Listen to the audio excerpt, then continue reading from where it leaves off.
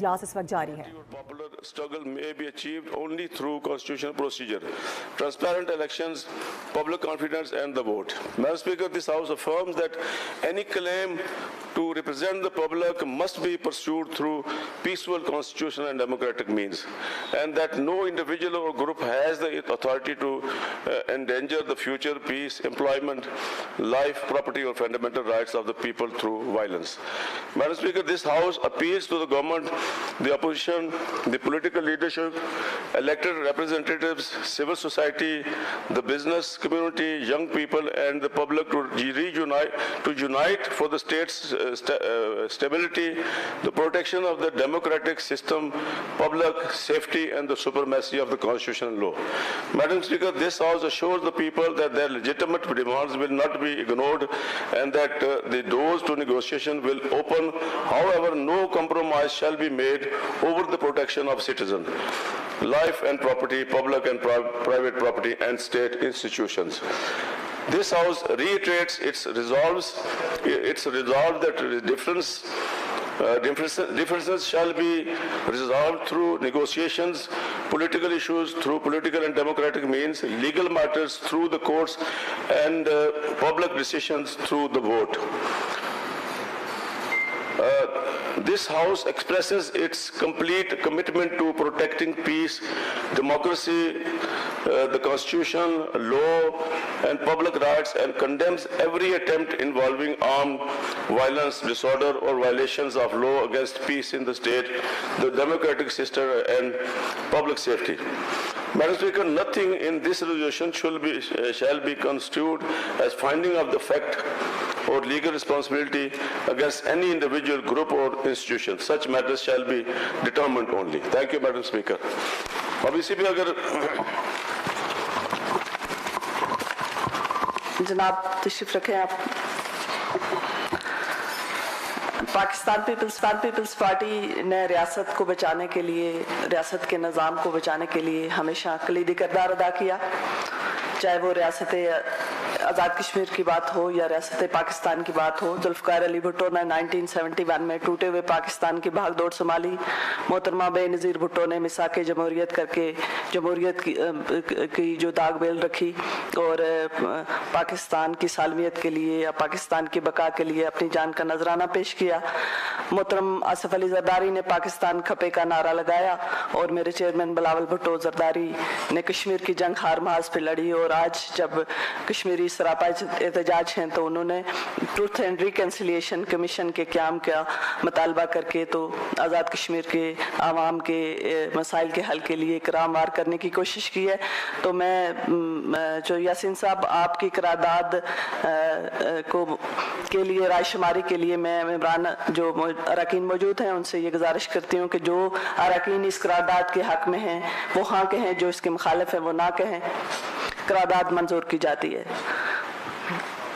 जनाब इस पे बहस जो है वो इसके बाद मुख्तस की जाएगी। पहले जावेद बडानवी साहब की जो मज़ामती करारदाद है उसको पढ़ लिया जाए तो फिर उसके बाद इस पे बहस करते हैं। Thank you. जावेद बडानवी साहब।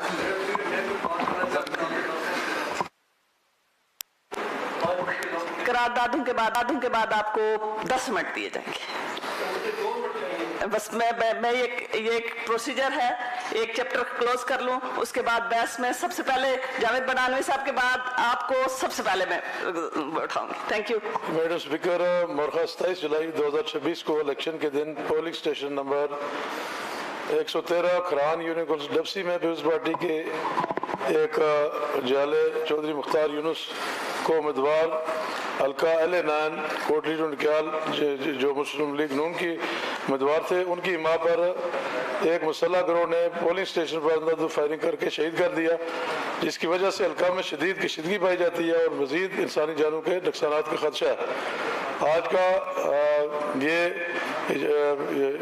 का ये अवाम पीपल्स पार्टी की इस अजीम कारकुन की शहादत पर शदीद अल्फाज में मजम्मत करता है और ये मुतालबा करता है कि कातिलों को फिलफौर गिरफ्तार किया जाए और इनको करार वाकई सजा दी जाए। और कुछ कातिलों का तल्लुक जो है वो बैरून मुल्क फरार होने वाले वीज़ा रखने वाले साहब में है, जिनका ये भी खदशा है कि वो शायद मुल्क से बाहर भी फरार हो जाए। इसलिए उनका नाम ECL में डाला जाए और उन्हें फिलफोर गिरफ्तार किया जाए। 27 जुलाई 2026 को साफ और शफाफ इलेक्शन करवाना इलेक्शन कमीशन की जिम्मेदारी थी। पुलिस स्टेशन पर सिक्योरिटी कम होने के बायस मुस्लिम लीग के लोगों ने मुतअद्दिद पोलिंग स्टेशन पर धांधली की और मुस्लिम लीग नून के उम्मीदवार के हक में polling station number 147, 137, polling station number 1, polling station number 13, 14, 20, 27, 29, 30, 32, 45, 46, 49, 50, 126, 127, 132 और 137 पर ठप्पे लगाए और जिन पर दोबारा पोलिंग करवाई जाना करीन इंसाफ है, क्योंकि मुतज़क्किरा पोलिंग स्टेशन हाँ पर इलेक्शन कमीशन वोटर्स को तहफ़्फ़ुज़ देने में नाकाम रहे और जो भी सिक्योरिटी थी जो पीपल्स पार्टी के इलाकों में वहाँ पर ज़्यादा फोर्स तैनात की गई और जहाँ मुस्लिम लीग नून के वोटर्स की तादाद थी वहाँ पर सिक्योरिटी ने कोई हरकत नहीं की और कोई धांधली नहीं रोकी, जिसकी वजह से एक कीमती जान का ज़िया हुआ। और इससे कबल भी एक शख्स को मलिक आशिक हुसैन को शहीद करके उसकी FIR मेरे खिलाफ काट दी गई। तो हमारा ये मुतालबा है कि ये जो हल्का 2 नकियाल में जो धांधली हुई है और मुखालिफ उम्मीदवार ने अपने इलाका में 90% से 95% पोलिंग करवाई, जिस पर दोबारा पोलिंग करवाए जाने का मुतालबा किया जाता है। लिहाजा आज ये अवान मुतालबा करता है कि पाकिस्तान पीपल्स पार्टी के कारकुन के कातिलों को फिलफोर गिरफ्तार करके करार वाकई सजा दी जानी जाए और अलावा मुतज़क्किरा बाला पोलिंग स्टेशन हाँ पर दोबारा साफ और शफाफ पोलिंग पाक आर्मी की ज़ेर निगरानी करवाई जाए। मैडम इस पर थोड़ी सी 1 मिनट मंजूर कर लें, फिर आप बात कर लें। जो मेंबरान इस करारदाद के हक में हैं वो हाँ के हैं, जो मुखालफ हैं ना के हैं। करारदाद मंजूर की जाती है। बढ़ानी साहब आप।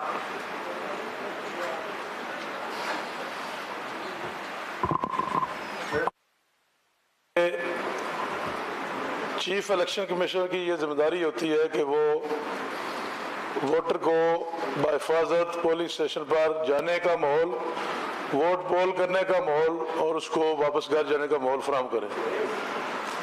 मेरी चंद गुजारिशात हैं। सबसे पहले तो यह है कि 1 हफ्ता पहले जब शेड्यूल जारी हुआ तो उससे 3 जून को मैंने जो तहसीलदार था हमारा उसके ट्रांसफ़र करवाया और वो इस बुनियाद पर ट्रांसफ़र जो है उसको उस पर अमल दरमद नहीं हुआ कि जो है वो शेड्यूल आ गया, जबकि शेड्यूल से 2 दिन पहले जो मैंने जो है ना SMBR साहब से कहा और PM साहब ने भी कहा कि ये तहसीलदार जो है वो ट्रांसफ़र करें और उसको कोटा जाना था और वहाँ से तहसीलदार एक ने निकाल जाना था। सबसे पहले वहाँ से मेरे हल्के में धांधली का आगाज़ हुआ। उसके बाद मेरा जो असिस्टेंट कमिश्नर था इलेक्शन से 3 दिन पहले तब्दील कर दिया गया और 3 या 4 दिन पहले तब्दील करके फिर दोबारा वहाँ पर AC भी नहीं भेजा गया और जिस दिन इलेक्शन हुआ उस रात को एक AC का ऑर्डर करके वहाँ भेजा गया। तो मैंने चीफ इलेक्शन कमिश्नर साहब के पास जाकर भी, senior member board of revenue के पास जाकर भी ये कहा और वज़ीर आज़म साहब ने भी कहा जी कि ये जो है ना आप एक तो तहसीलदार जो है जो ट्रांसफ़र हुआ है इस पर अमल दरमद करें, जबकि उसी के साथ एक जो मिरपुर के तहसीलदार जो है वो हाजिर हुए और दूसरे फारूक हुए, लेकिन मेरे वाला ट्रांसफ़र जो उस पर अमल दरमद नहीं हुआ उसमें भी चीफ इलेक्शन कमिश्नर की बदनीति शामिल थी।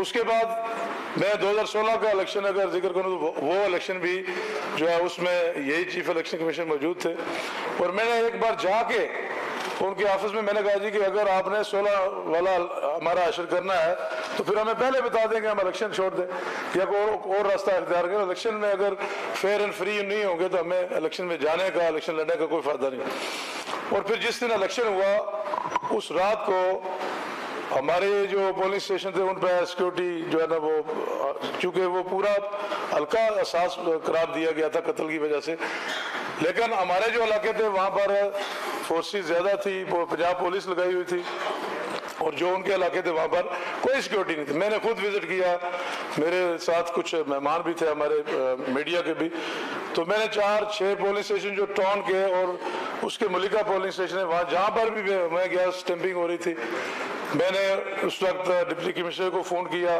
कोई रिस्पांस नहीं था और चीफ इलेक्शन कमिश्नर को फ़ोन किया चीफ इलेक्शन कमिश्नर की तरफ से कोई फ़ोन पिक करने का कोई रिस्पॉन्स। मेरी चीफ इलेक्शन कमिश्नर को दिन को मैंने 6 कॉलें की हैं और रात को 1 बजे मेरी उनसे बात हुई टेलीफोन पर। तो मैंने कहा जी बड़ी मेहरबानी कि आपने बर वक्त फ़ोन उठाया। तो इस तरह के वाक़यात मेरे हल्के। और फिर उसी दिन इलेक्शन वाले दिन तकरीबन 2 सवा 2 बजे हमारा जो खरान पुलिस स्टेशन है यूनियन काउंसिल डबसी में, वहाँ पर नून लीग के माशतू ने फायरिंग करके एक हमारे मुख्तार यूनुस शहीद को वहाँ पर कत्ल किया। और उस कत्ल की वजह से वो पूरा इलाका जो है खौफ हरास में मुब्तला हो गया। और जो वहाँ पर वोट पोल हुए थे उस वक्त वो उधर ही पड़े, वहाँ से रिजल्ट जारी करके वो प्रिजाइडिंग अफसर चले गए। तो मेरी ये गुजारिश होगी कि वो पूरा इलाका जो है वहाँ पर कि कहीं 200 वोट पड़ा, कहीं 150 वोट पड़ा, कहीं जो है ना 50 से 60 वोट पड़े। तो मेरी ये गुजारिश होगी कि इस असम्बली के मौजूद ऐवान से कि चीफ इलेक्शन कमिश्नर जो है और ये वहाँ पर रीपोलिंग का जो है ना ऐलान करें। और इसी तरह जो इलाके उनके थे जो पोलिंग स्टेशन, वो मैंने यहाँ पर जिक्र भी किया उन पोलिंग स्टेशन का, उन पे 80%, 90%, 91, 92, 93, 95 और 98% पोलिंग जो है ना वो उनकी परसेंटेज है। तो यकीनन जो है ना 70% से ऊपर जो पोलिंग होती है। और फिर हमारा जो ये माहौल था इलेक्शन का, उसमें इतने वोटर आए नहीं है, ना टर्न आउट था। लेकिन मैं हैरान हूँ कि हमारे उन पोलिंग स्टेशनों पर तकरीबन 98% पोलिंग हुई है, जो किसी सूरत भी काबिल कबूल नहीं है। इसके अलावा जब हमारे हल्के में कत्ल हुआ